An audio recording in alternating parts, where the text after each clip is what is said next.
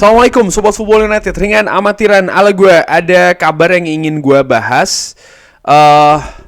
Ada berapa nih ya? 3 pemain Manchester United beserta informasinya. Oke, pertama adalah Lisandro Martinez. Ini kabar bagus. Bagaimana Lisandro Martinez? Ini kan sedang dalam pemulihan cedera lutut yang dia peroleh sayangnya setelah dia kembali dari cedera, ya kan. Dia kembali cedera lagi, masalah di lutut, dan sempat ada spekulasi, ya kan, apakah ini cederanya akan panjang karena Lisandro Martinez merupakan pemain vital, pemain penting di Manchester United, dan tentu saja bagi Erik ten Hag juga. Bagaimana konsep permainan build up dari belakang, umpan-umpan progresif dari Lisandro Martinez ini yang diandalkan dan bahkan menjadi ciri khas juga dari Lisandro Martinez. Di samping juga bagaimana keunggulan Lisandro dalam bertahan, menurut gue solid, konsentrasi, lalu bermain sepenuh hati. Ini menjadi poin-poin plus dari Lisandro Martinez. Dan kalau benar, maka Lisandro Martinez ini yang sedang recovery dari cedera lututnya. Dia tidak akan bermain untuk tim nasional Argentina di international break, ya. Tapi dia disebutkan oleh Laurie Whitwell dan juga Dan Sheldon, ini dari The Athletic, artinya sumber berita yang menurut gue cukup bisa dipercaya, sangat bisa dipercaya. Bisa saja Lisandro Martinez ini kembali bermain ketika Manchester United menghadapi Brentford. Wow, ini merupakan kabar bagus. Seperti gue katakan ya, peran dari Lisandro Martinez ini sangat vital, sangat sentral di lini belakang. Selain dari sisi teknis, kalau memang dia kembali bisa dimainkan, maka bagaimana kedalaman skuad dari Manchester United, Jonny Evans dan juga Rafael Varane ini terlalu sering ya diandalkan di lini belakang. Sangat tipis sekali situasi kondisinya. Victor Lindelof tampil tidak meyakinkan, dan Jonny Evans sendiri sih menurut gue juga bagaimana? Oke, dia pengalamannya, dia tenang, tapi tetap ada hal-hal yang seperti kayak kecepatan ya. Kan dia ya karena sudah termakan usia, di samping juga situasi fisiknya. Seperti kita ketahui ketika menghadapi Manchester City di Etihad, Jonny Evans ini tampil tidak 100%. Artinya memang ada peluang gangguan fisik ya, karena memang jadwal yang sangat ketat sekali dari Manchester United dengan intensitas dan juga tekanan yang tinggi. Di samping Lisandro Martinez, kabar lainnya juga kan Harry Maguire disebutkan juga sudah kembali latihan, dan kalau memang betul, maka menurut gue ini merupakan kabar yang sangat bagus sekali bagi lini belakang Manchester United yang dalam musim ini ya terlalu sering berganti-ganti, tidak ada rutinitas, dan ini memberikan kesulitan betul bagi Erik ten Hag ya untuk bisa menyusun sistem permainan yang diinginkan. Bagaimana mungkin dia bisa menyusun kalau memang pilar-pilar pemain-pemain vital yang dipercaya bisa menjalankan itu tidak bisa tersedia dengan rutin. Rutinitas ini ternyata penting sekali dan menjadi kunci kesepahaman ya kan, terutama dari pemain baru, pemain lama, termasuk juga pemain yang ingin memahami betul, mengimplementasikan konsep di atas lapangan. Dan kalau ini terlalu sering berganti-ganti ya susah sih menurut gue. Ini juga berpengaruh ke soliditas dari lini belakang Manchester United. Oke, kabar selanjutnya ini rumor menurut gue bagaimana Anthony Flamengo ini klub Brazil ya, ini mempertimbangkan untuk mengajukan 1 tahun proposal peminjaman kepada Manchester United terkait dengan Anthony. Manchester United disebutkan juga tertarik ya untuk meminjamkan Anthony keluar karena melihat bagaimana Flamengo ini merupakan tujuan yang bagus, khususnya setelah pernah juga akan Andreas Pereira bermain di sana dan memiliki hasil yang bagus. Ya, Anthony menurut gua ini situasi yang sangat rumit sekali. Pemain yang kabarnya memang diinginkan oleh Erik ten Hag, tapi bagaimana harga ketika dia mendarat ini menurut gua terlalu berlebihan, terlalu tinggi. Manajemen Manchester United kinerjanya ya, sekali lagi Anthony yang valuasinya 30-40 juta datang dengan harga 90 juta. Di musim pertama dia tampil bagus tapi masih belum konsisten, dan di musim kedua ini menurut gua ya dia kena hantaman kasus bagaimana dia sedang menata penampilannya tapi ternyata harus absen di tengah-tengahnya, dan menurut gue ini pengaruh betul di perkembangan kasusnya, di perkembangan permainannya.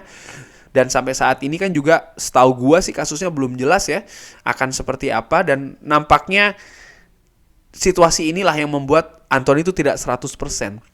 Karena pemain juga manusia, hal-hal yang terkait dengan kehidupannya di luar lapangan ini sangat berpengaruh ke fokus ya kan, ke atas lapangan ya, seperti kayak pegawai kalau ada masalah di luar kantor juga sering sekali berpengaruh kan ya ke kinerja di dalam kantor itu sendiri, sama seperti Anthony menurut gua.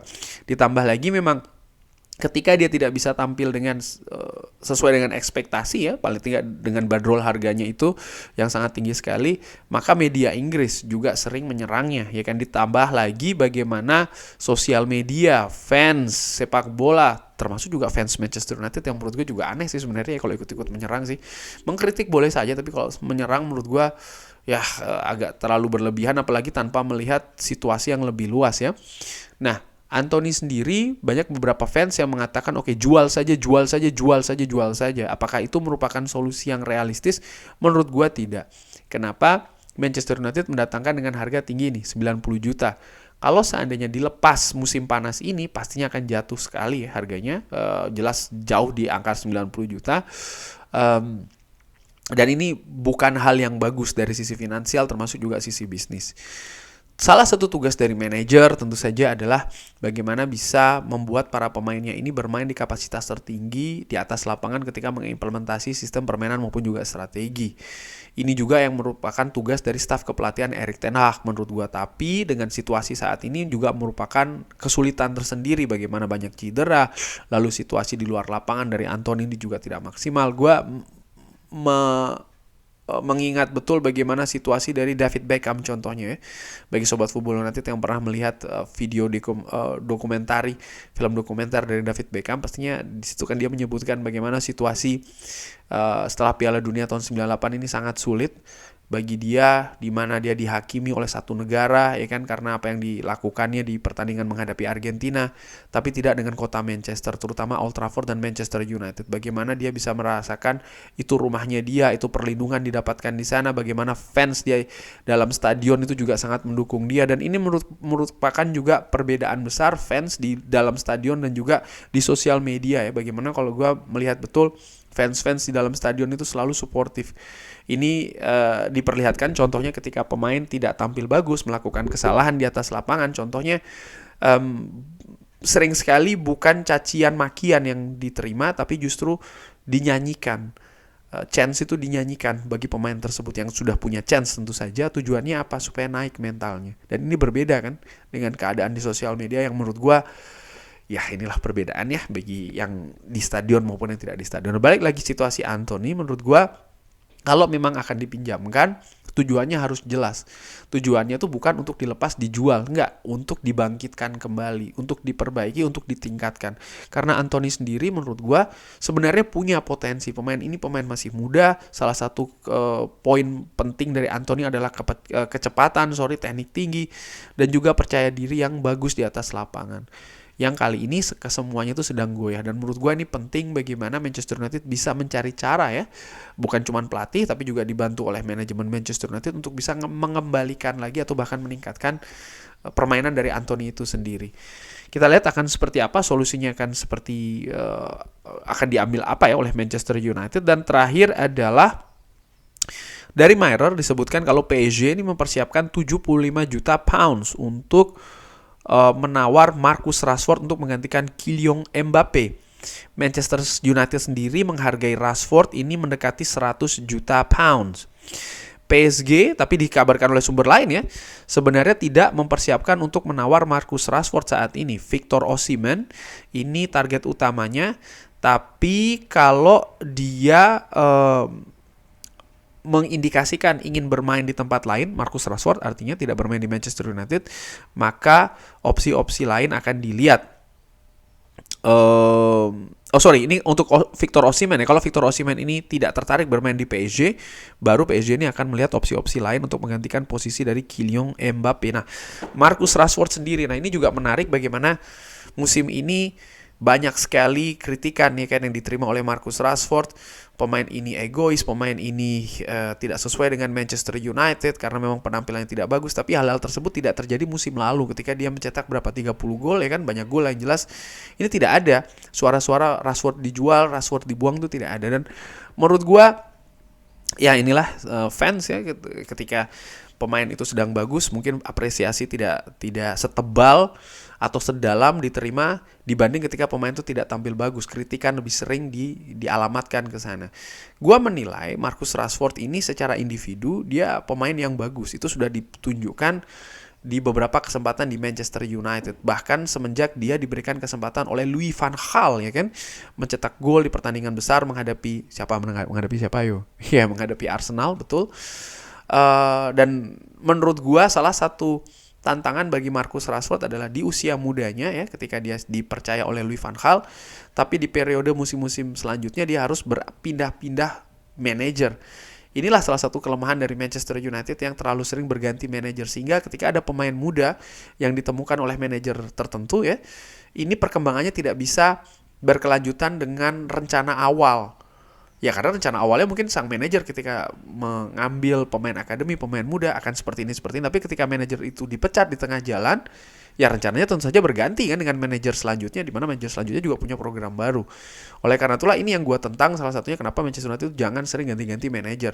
Sekarang contohnya kayak Kobe Maino, oke, Garnacho pun juga demikian. Tapi ketika Erik ten Hag ini gagal, ya kan, lalu dipecat, bagaimana dengan pelatih selanjutnya? Dia punya konsep seperti apa terhadap Kobe Maino dan juga Garnacho? Ini kan juga penting. Harus ada kesinambungan dan juga keberlanjutan. Ini penting. Kunci ini selain di manajer juga dipegang oleh sporting director yang sampai saat ini Manchester United belum punya. Balik lagi ke Manchester United, ke Rashford ya. Dengan berganti-gantinya manajer, menurut gue dia juga sempat beberapa kali menjadi kepercayaan.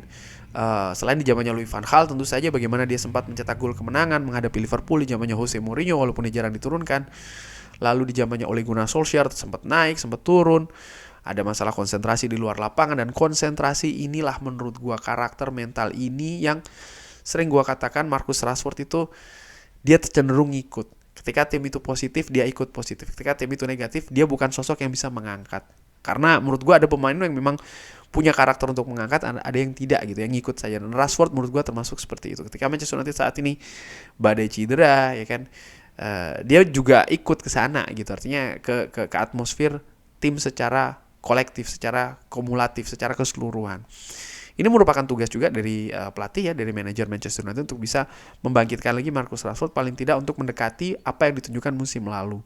Gua menilai Rashford di beberapa pertandingan terakhir memiliki peningkatan penampilan dari dua hal. Nomor satu adalah perpaduan antara Rashford, Garnacho, dan juga Rasmus Højlund. Sayang sekali ini harus berhenti sejenak karena Rasmus Højlund absen ya kan. Dan ini ada rutinitas yang lagi-lagi harus terhenti di depan.